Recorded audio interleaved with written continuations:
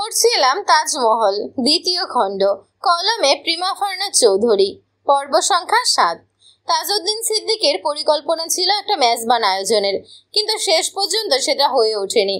তাই তাজদার চলে যাওয়ার আগে অন্তত একটা ছোটখাটো ফাতেহা দেওয়ার কথা ভাবলেন তিনি। তবে সেই সামান্য আয়োজন অপ্রত্যাশিতভাবে বিশাল অনুষ্ঠানে রূপ নিল। ছোট গরু কেনার ভাবনা নিয়ে শুরু করে তিনি আরও বিপাকে পড়লেন। আয়োজন বড় হয়ে যাওয়ায় শেষ পর্যন্ত তাকে বাড়তি মাংস কেনার কথা চিন্তা করতে হলো। এদিকে তাজদার প্রচন্ড ক্রুদ্ধ ছিল, কারণ মহিষ কেনা হয়নি। সে প্রথম থেকেই জোর দিয়েছিল মহিষ কেনার উপর। তার এমন আচরণে শাইনা হতবাক। এত বড় একজন মানুষ সামান্য মহিষ না কেনার কারণে বাবা ভাইয়ের উপর রাগ করে বাড়িতে ঠিকমতো খাওয়া দাওয়া পর্যন্ত করেনি। কি অদ্ভুত ব্যাপার! যেদিন গরু কিনে আনা হলো সেদিন সারাদিন তাজদার বাড়ি ফিরেনি। সন্ধ্যায় যখন সে বাড়ি ফিরল তখন তার চেহারার দিকে তাকানো যাচ্ছিল না। রওশনারা শাইনাকে সতর্ক করে দিল, এখন ওর সামনে যেও না, কখন কি বলে ফেলে, যাওয়ার আগে কোনো অশান্তি না হোক। দাদিমাও তাকে সাবধান করলেন, ভাবের সময় আদর, ভাব ফুরালেই বাদর, রাগ কমুক তখন যেও। তার গায়ে এখন রাগ পোকা কিলবিল করছে। শাইনা তবুও সাহস করে তাজদার সিদ্দিকীর কাছে গেল। তাজদার তখন ঘরের মেঝেতে পায়চারি করছিল। শাইনা দরজায় সামান্য ফাঁক দিয়ে দেখলো তার মুখাবয়বের অবস্থা ভয়াবহ। চোয়ালের রেখা কঠিন, ভ্রু কুঁচকে আছে। মনে হলো সেই পুরনো কটুভাষী তাজদার সিদ্দিকী পুনরায় আবির্ভূত হয়েছে। এই ধারণা নিয়েই তীব্র বাক্যবান শোনার মানসিক প্রস্তুতি নিয়ে শাইনা দরজা ঠেলে ঘরে প্রবেশ করলো। তাকে দেখা মাত্রই তাজদার সিদ্দিকী ঘাড় ফিরিয়ে তাকালো, আবারও চোখ সরিয়ে নিল। শাইনা তার চোখের দিকে তাকিয়ে শান্ত কণ্ঠে জিজ্ঞেস করলো, আপনার জন্য কফি আনবো? তাজদার সিদ্দিকী আবারও তার মুখের দিকে তাকালো। চাহনিতে স্পষ্ট অনীহা ও প্রত্যাখ্যান। কর্কশ গলায় বলল, কিচ্ছু খাবো না আমি। শাইনা দমলো না, বরং আরো এক ধাপ এগিয়ে গিয়ে বলল, ভাত আনি? গরুর মাংস ভোনা, আমি নিজে রান্না করেছি। আনি? ফ্রিজের বাসি মাংস নয়, আজ সকালে আনা হয়েছে, তাজা মাংস। তাজদার সিদ্দিকী সঙ্গে সঙ্গে মুখ ঘুরিয়ে নিল, দেয়ালের দিকে তাকিয়ে রইল। শাইনা ঠোঁটে চাপা হাসি এনে খোঁচা মেরে বলল, ছোটবেলায় কেউ আমার খেলনাপাতি কেড়ে নিলে আমি ঠিক এমন করতাম। কথাটি তাজদার সিদ্দিকীর অহমে তীব্র আঘাত হানল। সে সঙ্গে সঙ্গে শাইনার দিকে ফিরল, চোখে বিরক্তির সাথে এক চিলতে কৌতূহল ফুটে উঠল। কেমন? শাইনা তার দিকে আঙুল তাক করে দেখালো, এমন মুখ গোমরা করে রাখতাম, রাগ দেখাতাম। তাজদার নিজেকে সামলে নেওয়ার চেষ্টা করলো, দ্রুত কয়েকবার চোখের পলক ফেললো, তারপর ঠোঁট দুটো শক্ত করে কিছু একটা বিড়বিড় করলো, যা স্পষ্ট শোনা গেল না। তবে তার ভঙ্গিমা দেখে মনে হলো সে নিজের রাগ সামলাতে গিয়ে কোনো সূত্র আওড়াচ্ছে। শাইনা তার দিকে পূর্ণ দৃষ্টিতে তাকিয়ে আবার জিজ্ঞেস করলো, ভাত আনি তাহলে? তাজদার এবার তার দিকে পূর্ণ দৃষ্টিতে তাকালো, তারপর একটু রাগ দেখিয়ে বলল, তুমি জানো গরুর মাংস বেশি খেলে কি হয়? শাইনা হালকা হাসলো। তাজদার ধমক দিয়ে বলল, হাসবে না একদম, মেরে তক্তা বানিয়ে দেব। শাইনা আবারও হেসে ফেলে বলল, হাসলাম না। তাজদার বিড়বিড় করলো, হাসছে আবার বলছে হাসলাম না। শাইনা বিছানায় গিয়ে বসলো, গালে হাত চেপে বলল, শুনি গরুর মাংস বেশি খেলে কি হয়? আপনার মতো করে আমি তো আর পুষ্টিবিজ্ঞানের বই মুখস্থ করিনি। তাজদার শাইনার ব্যঙ্গ অগ্রাহ্য করে দ্রুত পাইচারি করতে করতে নিজের বক্তব্য উপস্থাপন করলো। ব্যঙ্গ নয় মমতাজ, মনোযোগ দিয়ে শোনো। এই গরুর মাংসে যে স্যাচুরেটেড ফ্যাট থাকে সেটা মহিষের চেয়ে অনেক বেশি। তুমি জানো এই ফ্যাট আমাদের শরীরে লো ডেন্সিটি লাইপোপ্রোটিন, কোলেস্টেরলের মাত্রা হু হু করে বাড়িয়ে দেয়। আর এইসব আব্বুর মতো হার্টের রোগীর জন্য ঠিক কতটা বিপজ্জনক। শাইনা বলল, তারপর? তীক্ষ্ণ কণ্ঠে সে প্রায় চিৎকার করে উঠল, are you kidding Mumtaz? Shaina অসম্ভব শান্ত কণ্ঠে বলল, না আমি সিরিয়াস। তাজদার কাট গলায় বলল, গরুর মাংসের চর্বির কারণে রক্তচাপ বেড়ে যায়। আব্বুর জন্য এটা মারাত্মক ঝুঁকি, তোমার ক্ষেত্রেও সেম। তোমার এখন প্রেগন্যান্সি চলছে, এই সময় অতিরিক্ত স্যাচুরেটেড ফ্যাট শরীরে গেলে প্রি এক্লাম্পসিয়ার ঝুঁকি বাড়বে। মহিষের মাংসে আয়রন প্রোটিনের ডেস্টিনিটি প্রায় একই হলেও ফ্যাট প্রোফাইল অনেক clean. You need to understood Mumtaz, you must. You need to understood which is beneficial and which is harmful. Shaina মনোযোগ দিয়ে শুনলো, মাথা সামান্য দোলালো। তাজদার একটুখানি বিরক্ত লুকিয়ে যুক্তি দিয়ে তাকে কোণঠাসা করার চেষ্টা করলো। শাইনা তার গালে আঙুল নাচাতে নাচাতে বলল, এত কিছু তো ভেবে দেখিনি। তাজদার তার দিকে কঠোর চোখে তাকিয়ে বলল, বিষয়টা যতটা তুমি ভাবছ তার চেয়ে অনেক জটিল। এই ফ্যামিলিতে বরাবরই আমার সিদ্ধান্তকে গুরুত্ব দেওয়া হয় না। ওরা ইচ্ছে করেই গরু কিনে এনেছে। শাইনা অবাক হয়ে বলল, আপনার সাথে ওদের কিসের কম্পিটিশন? Ask them. শাইনা একটু খোঁচা দিয়ে বলল, সত্যি সত্যি জিজ্ঞেস করব? তাজদার খ্যাপাটে দৃষ্টিতে তাকালো। শাইনা ঠোঁটের কোণায় হাসি ফুটিয়ে বলল, আপনি যখন আমাকে বিয়ে করার সিদ্ধান্ত নিয়েছিলেন তখনও নিশ্চয়ই ওরা এমন বলেছিল? তাজদার স্বীকার করলো, এক্স্যাক্টলি। বলতে বলতে সে শাইনার দিকে ঝুঁকে এলো। শাইনা চোখ গোল গোল করে তাকিয়ে বলল, ভীষণ অন্যায় হয়েছে। বাবু মশাইয়ের সঙ্গে এত অন্যায় মানা যায়? তাজদার অবাক চোখে তাকালো। শাইনা মমতাজ তার সঙ্গে মজা করছে। সে ঠান্ডা কণ্ঠে বলে, ইউ স্টুপিড। শাইনা সরাসরি বলল, আবার স্বীকারও করছে, কি নির্লজ্জ। শাইনা মুখে হাসি ধরে রেখেই বলল, যাওয়ার আগে যে এত চিল্লাপাল্লা করেছিলেন, ওখানে গিয়ে কিন্তু সবাইকে মিস করবেন। তাজদার চটপট উত্তর দিল, আমি কাউকে মিস করব না। তুমি আমাকে চেনোই না। ওখানে গেলে এখানকার কথা আমার মনে থাকে না। শাইনা সরাসরি বলল, মিথ্যুক। হোয়াট? আপনি মিথ্যুক? তুমি সরাসরি মিথ্যুক বলতে পারলে? হ্যাঁ। তাজদার সরাসরি বলে দিল, আমি মেজবানের দিন থাকবই না। শাইনা বিছানা থেকে নামতে নামতে বলল, ভালোই হবে, আমি একটু আরাম করে মাংস খেতে পারবো। তাজদার হা করে তার দিকে চেয়ে রইল। কপাল চেপে ধরে বলল, হোয়াট এ স্যাভেজ। শাইনা চুল বাঁধতে বাঁধতে বলল, আমি চর্বিগুলো আরো বেশি করে খাই।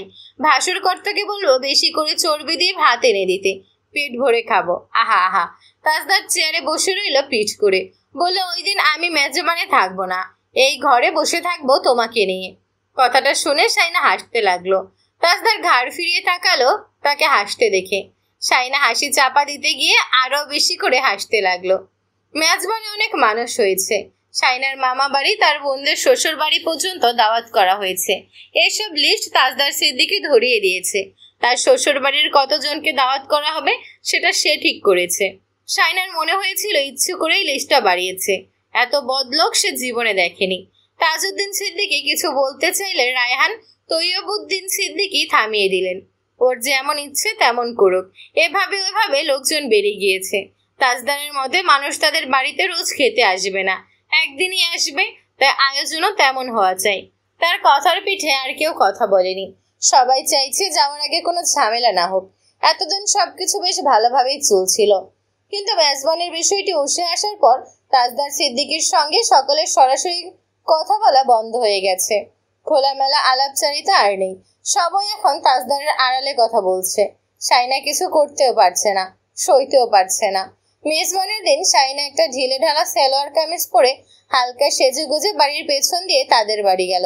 সেখানে আবার শাশুড়িরা, তার মামা মামিরা, ফুপুরা এসেছে। সবাই ওই বাড়িতে যাওয়ার প্রস্তুতি নিচ্ছিল। তাকে দেখে সবাই খুশি হলো। শাহিদা বেগম বললেন শর্মিলার শ্বশুরির জন্য ভাত পাঠিয়ে দিতে। ওখানে ঝামেলার মধ্যে গিয়ে লাভ নেই, ঝামেলা কমলে তখন যাবে। শাইনা আশ্বাস দিল সে তৌসিফ ভাইয়াকে বলবে। বাড়ি এসে সে তৌসিফকে খুঁজে পেল না, দৌড়াদৌড়ির উপর আছে। তিতলি তাকে খুঁজে এসে হাঁপাতে হাঁপাতে বলল, ভাইয়ে বাবুর্চিদের ওখানে, অনেক লোকজন সেখানে, আমি যেতে পারবো না, বড় ভাইয়া বকবে। শাইনা বলল, ওনাকে একটা কথা বলার ছিল। আমাকে বলো। তাজদার সিদ্দিকী তার মামাতো ভাই বোনদের কয়েকটা বাচ্চা কাচ্চা নিয়ে আসছিল খাইয়ে দাইয়ে। ওরা হাত ধোবে, হাতে এখন তেল লেগে আছে। তাকে আজ সবকিছুতে অংশগ্রহণ করতে দেখে শাইনার ভালোই লাগছে। সে ভেবেছিল মেজবানের দিন থাকবেই না। সবাইকে আপ্যায়ন করছে দেখে শাইনা চিন্তামুক্ত হলো অনেকটা। তার মনোযোগ আকর্ষণের জন্য মুখ দিয়ে অদ্ভুত শব্দ করে উঠল শাইনা। তাজদার শুনল না। তিতলি ফিক করে হেসে উঠে বলে, এটা আবার কেমন ডাক? ওগো বলে ডাকো। শাইনা তার পিঠে চড় মেরতে চলে গেল। দ্রুত গতিতে হেঁটে পেছন থেকে তাজদারের পাঞ্জাবি খামচে ধরল। তাজদার চট করে তার দিকে ফিরল। শাইনা বলল, একটা কথা। কি?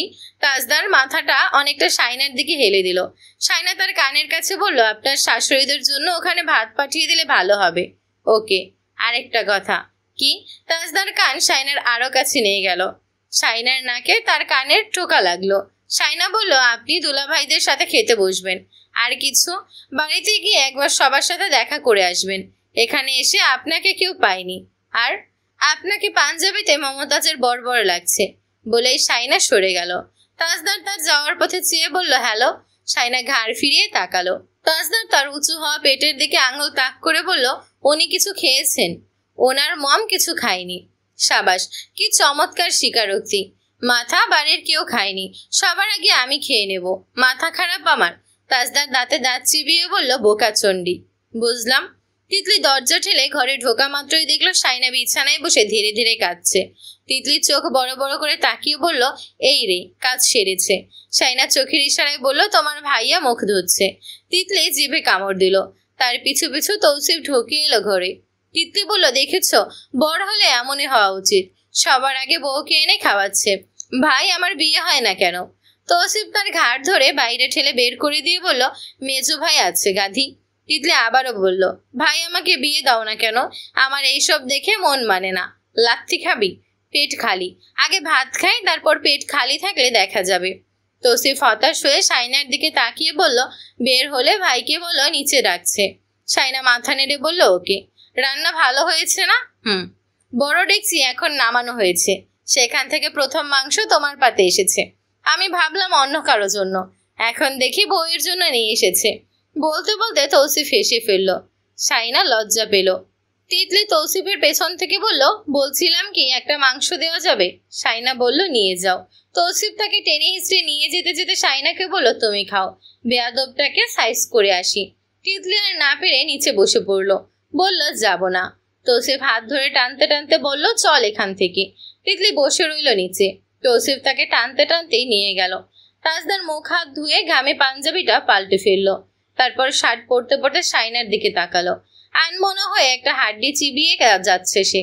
তাজদার বলল, হ্যালো, সমস্যা কি? সাইনা হকচকিয়ে তাকালো। বলল, খাবেন? নো। খান। না বলেছি না? আমি খেতে পারছি না এতগুলো, এটো করতে মন চাইছে না।